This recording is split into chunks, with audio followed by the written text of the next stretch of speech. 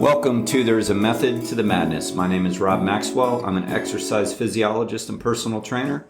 I'm the owner of Maxwell's Fitness Programs, and I've been in business since 1994. I want to start with thanking our very first sponsors, Jonathan and Lyn Gildon of the Gildon Group at Realty Pros. They now currently have over 285 star reviews on Zillow, and they are consummate professionals. I will put their information in the show notes if you're looking for real estate agents that are on top of their game. All right, so it's been a while since I interviewed somebody, and we're going to have a guest back on that's been on before, Miss Lyn Caravati, my partner in crime here at the gym, who, if you don't know, has a bachelor's degree in health and fitness from Furman University. She is a licensed massage therapist, and she is certified through the American College of Sports Medicine as a personal trainer. And she was the wellness coordinator for many years at Halifax and was in charge of all the massage therapy programs at Kaiser University. So she's got a litany of credentials. But the last time she was on, we spoke about massage primarily. Today, I'm just going to throw her some hardball questions, catch her off guard, and talk about things going on in the world of health and fitness. So without further ado, hello, Ellen. Good morning. Hello, everyone. And thanks for having me back. How are you doing on this bright Monday morning? I'm doing very well. Already got in a good workout, so I feel great. What did you do for a workout today? I did just about a 3-mile walk, and then I did legs for strength training today. Okay, very good. So is that your normal fitness routine? Yes, I try to get in at least a few miles every morning, walking, sometimes a little jogging, but yes, that's how I like to start the day and then get some strength in. It's not always first thing in the morning, but get it done throughout the day, even if I have to break it up. All right, good. So my first question for you is, what do you think is the number one problem right now in the United States regarding fitness? What in your estimation is just number one? Oh, gosh. Well, two quickly came to mind, but I think number one is the what we consume as far as what's available for not just fast food but processed foods, and I think people just aren't educated about what they're eating and the number of calories they're actually consuming. So that is related to the obesity problem, of course, but I also think a good portion of the population are lazy, and not necessarily that it's their fault, but that's the way they have been raised. And, I talk a lot about getting steps in and getting up from the desk and moving every hour, but I really think if people just moved, a little bit more, everybody would be healthier and feel better. And there's many things we can talk about with that, whether it's computers, whether it's TV, whether it's games, but I just think that people just aren't as aware as we were about the importance of moving. Okay, so I'll pick up on the second one you brought up, which is inactivity. And I'm going to play like that game. I forget his name, but they always called it hardball, but then he really didn't do it. He lobbed in softballs for people. But anyway, you on one breath said that people are lazy, and then in your next breath you said, but maybe it's not their fault. So, I'll challenge you on a little bit. So is it their fault? And are they lazy, or is it not their fault?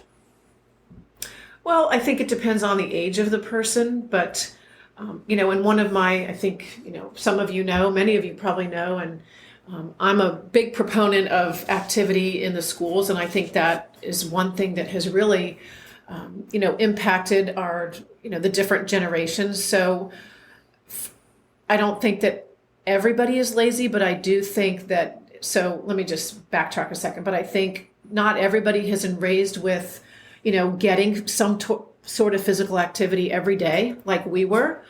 I think also there's the fact that people don't go outside, and they're just not, there's so many things to do inside, and the choices are different between TVs and computers and iPads and social media. But also, there is a choice once we get to a certain age, of course, I think it's both. I think a lot of people bust on the millennials, but I don't necessarily think that millennials are the big problem. I think it goes back to what people learn. We talk about our habits learned, and I think a lot of it is that, people just don't know what they should be doing. And I think also another thought that just came to mind is that there's a lot of kids that are growing up with, maybe one parent being involved and maybe that works full time. So they come home from school and they sit. So I'm sure there's a good portion of the population that's lazy, but I really do think it's been an impact of what we've done in this country as far as lack of physical activity in the schools and people just not being aware and educated about how to take care of themselves. So it's good for people to kind of listen to a discussion among people who are in the fitness industry, and you can see what a complicated subject this is, because as we start using different words, it's kind of like we have to think about that. But so, I wouldn't say push back on that a little bit, because overall I tend to agree. I'm going to be probably a little more harsher and say that they are lazy for the most part. I'm also going to point out that I don't personally think it's a problem of the youth as much as it is of the adults, because, if we were to say so people are lazy, then we'd have to say, well, what is their buy-in? Like what are they missing out if they're lazy? And I think when we look at kids, the reality is, at least right now, not a whole lot. Right? Like they don't need to do what many adults need to do. I'll agree that, well, no, I won't agree that they're doing less, because I actually think that, our generation, both you and I are Generation Xers, Mm-hmm. and we deserve a lot of the shame. Like us and the boomers did not do an overly great job of what we were supposed to do. And then everybody starts blaming the Gen Zs and the millennials. And it's like, well, who raised them, And Right. so I don't think it's a problem as much as people try to say that it is with the youth right now. I mean, I get that it could be one day, like they're going to grow up, but the reality is they're not the ones. I mean, there's more overweight and obesity now in kids than ever. Yes, that's true, but they're not the ones dying from diabetes and heart attacks over it. So, so I would agree that many adults are not putting in the necessary time that they maybe need to do, but they also have more of a buy-in to do it, because research and studies show over and over and over that helps them and improves their health. So why don't they? Forget kids. They don't care yet. Why are and then the adults are always so quick to point out how lazy kids are, these cesspools of social media that we both look at sometimes, me more than you, and we're looking at all these people like pointing fingers at schools and kids and how lazy they are, and meanwhile they're 50 pounds overweight, sitting back drinking a Budweiser and eating nachos, pointing fingers at people. And it's like, so why is that? I know that sounded harsh, but it's a harsh reality. Why are adults not putting in the time to move? Well, so I think there's a couple things. I think one that, especially in this country, again, we've come to this point where there's a big acceptance of, lack of being fit or lack of, and I'm not saying that everybody should be a specific weight, but just... Does weight even matter? To me, no. Right. And I don't think to us it does. But, overall being fit and healthy, it is not... it's just not a prerogative. And I think there are different reasons, but so this goes back to one of my first things, is that some people are lazy. And I think, I lost my train of thought there for a second, but to go back to COVID, we were, stressing to people to get out and get walking and get some sunlight. The vitamin D was one of the best things, in staying active because so many people couldn't do what they were used to doing. But I think there's also, people are lazy. And I think also a fair amount of people don't know how to get started if they never have in a good exercise program. Overall, whether it's walking, whether it's swimming, whether it's biking, whether it's strength training, whether it's Does it yoga. have to be an exercise program now? No, I'm saying, but just even getting started. And I think somebody said it to me the other day. This person was on vacation and went to go exercise in the fitness room where they were and was absolutely blown away about, number one, the number of people that were in the fitness room, but also the age of the people that were there and how they looked. So this person walked right out the door and didn't do anything there because she was shamed. She felt embarrassed. And I think that, one of my things is really helping people to get comfortable and realizing that it doesn't take a lot to, make changes. And it doesn't have to be, just like you said, does it have to be an exercise program? No, just being active. Like we've talked a lot about walking. We've talked about, playing pickleball. We've talked about doing gardening, getting up from your chair if you're sitting at the computer all day. It doesn't have to be a specifically designed program, but I think some people get overwhelmed and don't know where to begin. And so it's easy for them to say, you know what, I'll start it next week. Or I will start it, I'll start it when it's June 1st, when I know I'm going to the beach. But we all do that, right? Of course.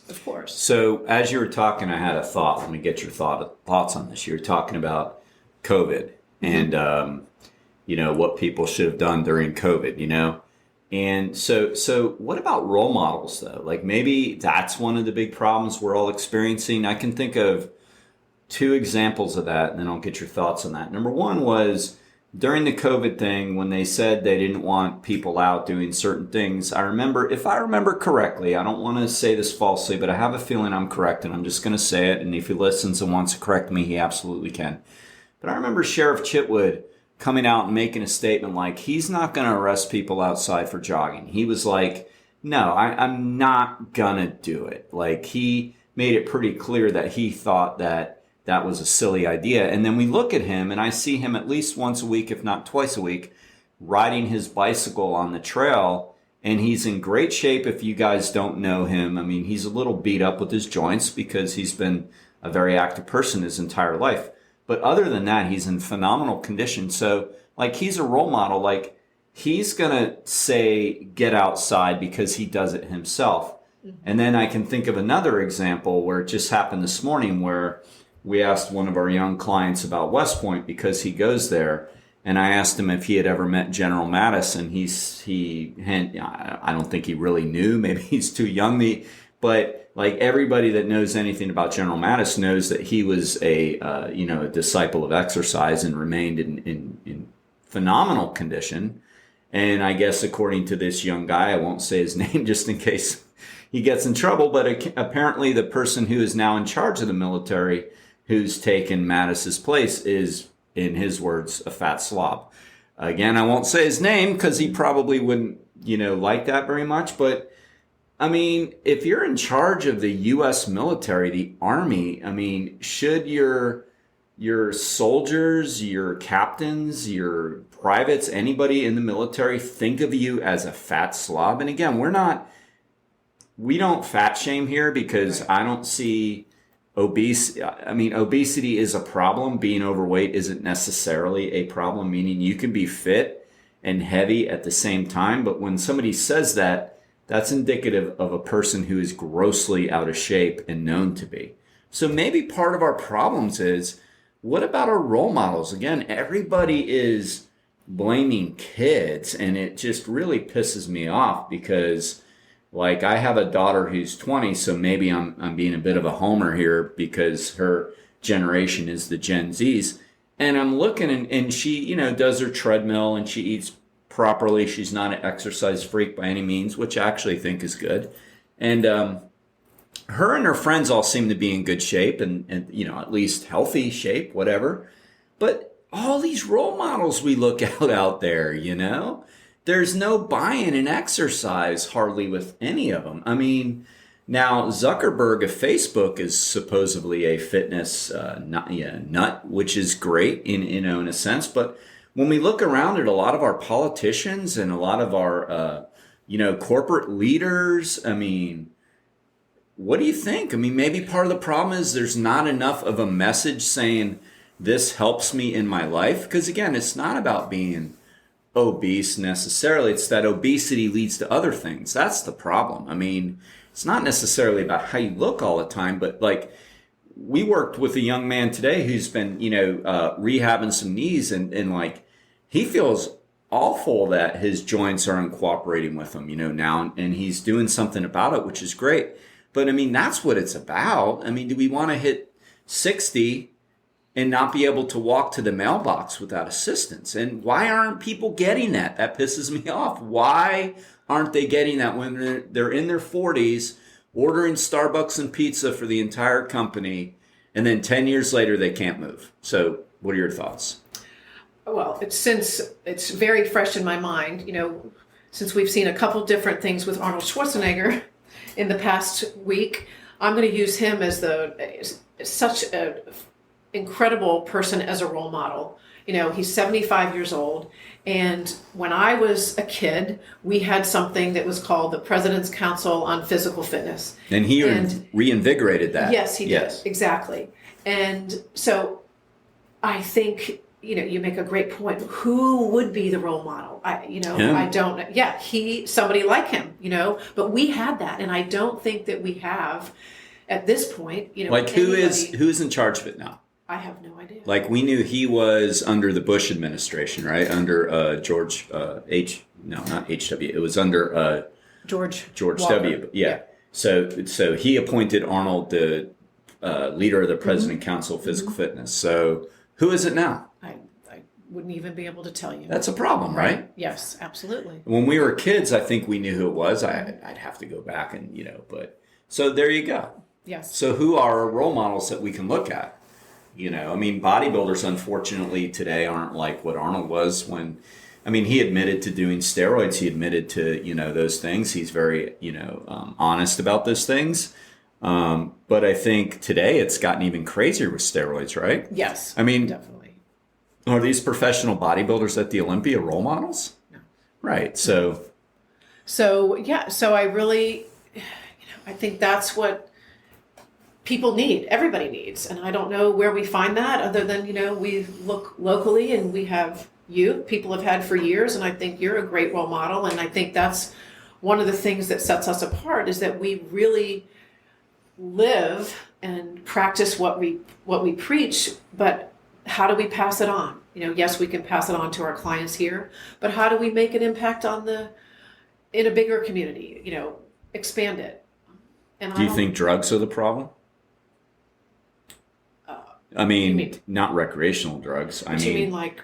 Well, do you think the fact that people can get on medications to preserve their health is keeping them from physically moving? I think that's part of it. Yes. And I do believe that people read a lot and then take something, and go take one statement and go, oh, yes, I don't necessarily have to do that because the Washington Post or the New York Times or the Orlando Sentinel said, oh, this is what I can do. But yes, and I think, I was going to say something before and I forgot about physicians. And there's some great ones out there, but there's also ones that they're quick to prescribe things for people, but also they are not taking care of themselves. I have many people that come in and say, yeah, I saw my doctor, but... And he's a slob. Yes, yeah. Yep, and he exact walks, words. Right.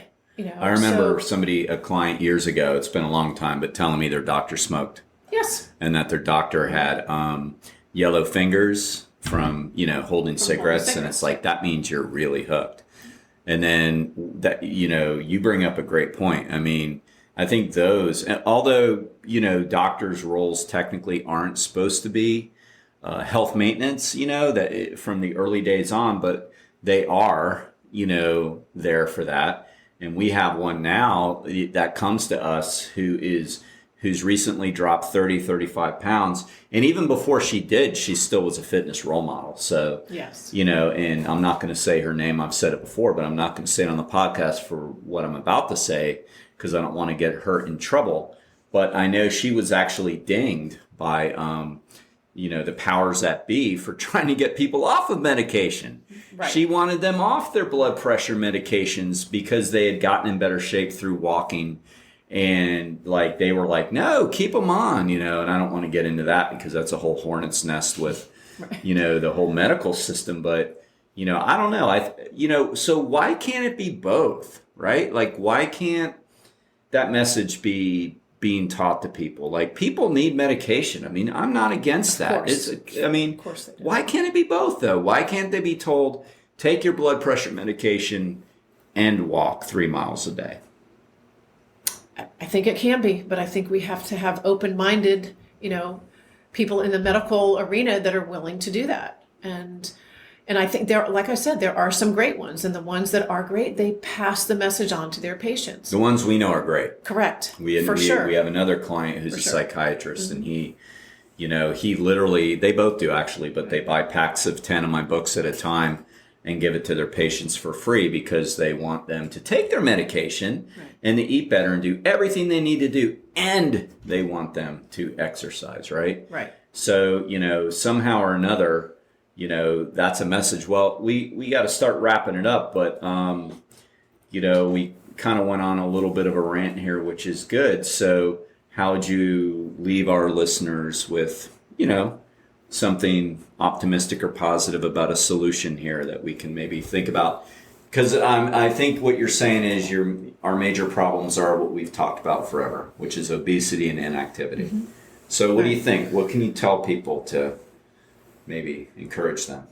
So, and I'll quote Arnold again, but one of the things that I've heard a lot, but it really sunk in with me yesterday was that, be busy, be useful, and, be productive. And, the other saying is, idle hands make for the devil's playground, But I think, getting up in the morning and maybe even preparing the night before about how you're going to get things accomplished throughout your day. And maybe it doesn't have to be 10,000 steps. Maybe you just say, I'm just going to move for 20 or 30 minutes, but write things down. You say that a lot, Rob, have goals and write things down and then check them off and really just seeing, what at the end of the day, what you've done to make yourself feel better. And when you feel better, then those around you will feel better too. No, that's exactly right. I think that's a great positive message to end with, because taking care of yourself is not selfish. It's the opposite. If you don't take care of yourself, you're going to be moody, you're going to be sick, and you're going to become, I hate to say a burden, but in some respects you will be to the people that love you. So, taking care of yourself, number one, is not selfish. It's very, very important. So that was great. And speaking of that, I want to thank our second sponsors, Daytona Beach Overhead Door Company. And I say speaking of that because I've known Jeff Hawk, the owner, for many, many years, 30 years. And a few years ago, maybe it's 4 now, he reached out and said, my son is, dealing with some weight gain after college and all that. Can you help him? And he's been with us now 4 years, the son, Zach, who's the co-owner. And I can tell you it's been a world of difference. So that's a great example of you're not being selfish by trying to help your loved ones get into a health and fitness program. And, and I believe that when you're more healthy and fit, you're much better at your job. And that clearly shows with them. I mean, they're just the best overhead door company around, period. So, I will put their information in the show notes. And until next time, be Max Fit, be Max Well.